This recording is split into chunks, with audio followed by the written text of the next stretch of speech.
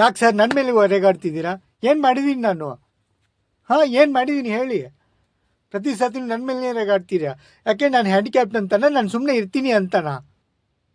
ನನಗೂ ರೇಗಾಡಕ್ಕೆ ಬರುತ್ತೆ ಸರ್.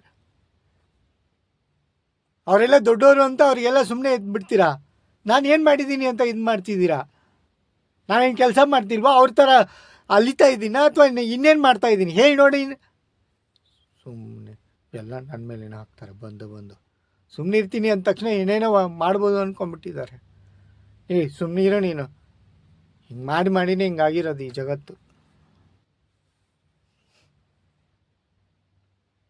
ನಾನು ಯಾವತ್ತಾದ್ರೂ ತಪ್ಪು ಮಾಡಿದಾಗ ಪರವಾಗಿಲ್ಲ ನೆಕ್ಸ್ಟ್ ಟೈಮ್ ಹಿಂಗೆ ಮಾಡಬೇಡ ಅಂತ ಹೇಳಿದ್ದೀರಾ? ಇಲ್ಲ. ಹೋಗಲಿ, ನಾನು ಏನಾದರೂ ಸಜೆಷನ್ ಕೊಟ್ಟಾಗ ತೊಗೊಂಡಿದ್ದೀರಾ? ಅದೂ ಇಲ್ಲ. ಬಟ್ ಆಪಾದನೆ ಮಾತ್ರ ಎಲ್ಲವೂ ನನ್ನ ಮೇಲೇನೆ. ನಾನು ಏನು ಮಾಡಿದ್ದೀನಿ ಅಂತ? ಇಂಥಾಗಿದ್ರಲ್ಲಿ ಕೆಲಸ ಮಾಡೋದಕ್ಕಿಂತ ಹೋಗಿ ಭಿಕ್ಷೆ ಬಿಡೋದು